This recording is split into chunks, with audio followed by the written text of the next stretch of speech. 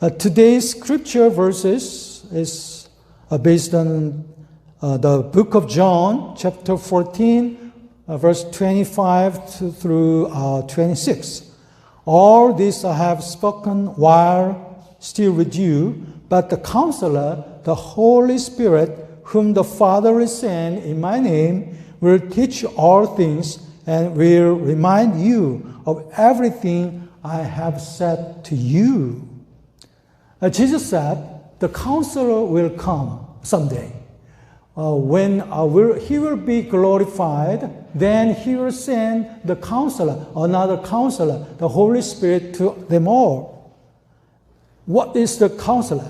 What is the Counselor? Counselor means the parakletos in Greek word, the person who is with us and counsel for us, which is a counselor, the parakletos. It also means the teacher who always gives grace and takes care of us and lead us to the way of truth. He's the teacher. The Counselor, the Holy Spirit, is the teacher. All these expressions show us that the Holy Spirit is the person who really wants to have close friendship with us. Jesus said, John chapter 16, verse 7, "But I tell you the truth, it is for your good that I am going away. Unless I go away, the Counselor will not come to you. But if I go, I will send him to you." It is for your good that I'm going away. Jesus was the Counselor. Jesus was the Parakletos of all Jesus' disciples on the earth. But Jesus said, another Counselor will come. It is for your good that I'm going away. If I go away from you, then I will send another Counselor to you. It is good for your good. John chapter 14, verse 16 says, Jesus said, "And I will ask the Father, and he will give you another Counselor to be with you forever." Counselor will come to us and to be with us forever. So Holy Spirit dwells in you forever to be with you. Hallelujah. So another Counselor, the Holy Spirit is another Counselor. The original Counselor was Jesus Christ, and another Counselor is the Holy Spirit. Jesus was the Counselor for them at that time, on his days, but the Holy Spirit will be another Counselor for us today. Jesus was within the limits of the sphere of time and space when he was on the land. But now the freedom has come to him, for he is no more within the limits of sphere of time and space. He exists in spirit now. So we should regard the Holy Spirit as Jesus himself. And we should revere him, the Holy Spirit, for the Holy Spirit is the Spirit of Jesus Christ. So receiving the Jesus Christ, the same experience with receiving the Holy Spirit. Some says that receiving Jesus Christ is different experience from receiving the Holy Spirit. But this is the wrong belief. If that was true, we would believe in many gods. God Jesus and God the Spirit and God the Father. By no means. We do not believe in three gods. We believe in the Trinity God. Three persons in one unity God. We believe in Trinity God.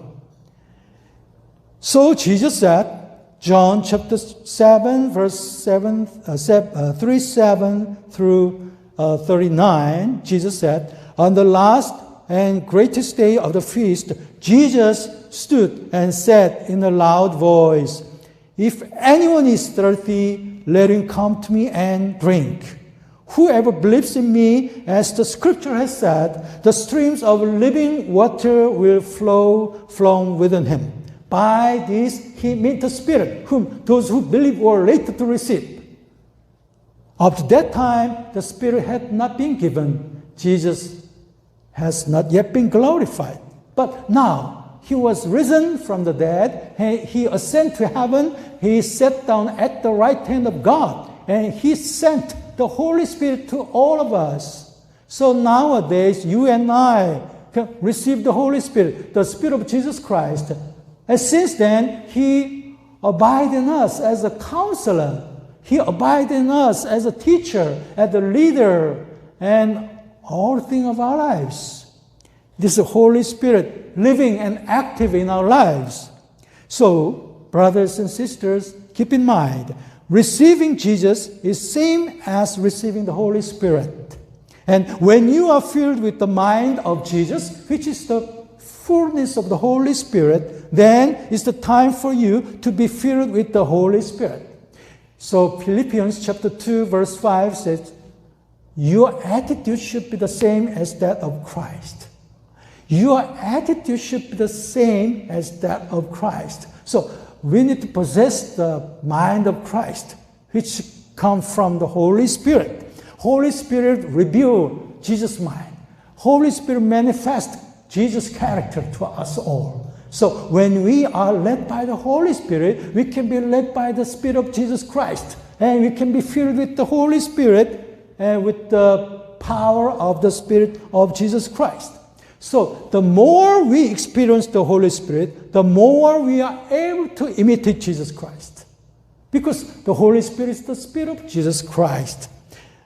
But around us, there are some false teachings on the Holy Spirit nowadays. Most of all, the first one thing is that is the Holy Spirit just only the power or influence of God?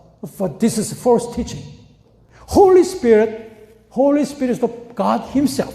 He is a personified God who dwells in us.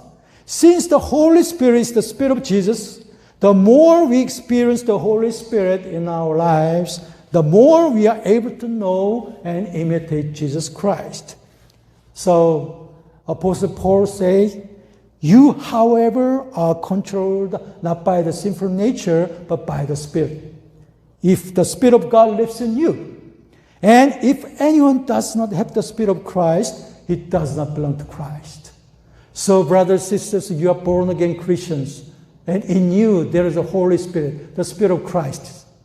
So you are not led by the Spirit. You are not led by the sinful nature. You are to be led by the Spirit of God, because you are children of God. You always need to follow and obey the God's will. Then the Holy Spirit leads you into the way of truth. So, brothers and sisters, every morning and night, talk with Him and have a close intimacy with the Holy Spirit, morning and night, and say hello and good morning to Holy Spirit. And work with Him every day.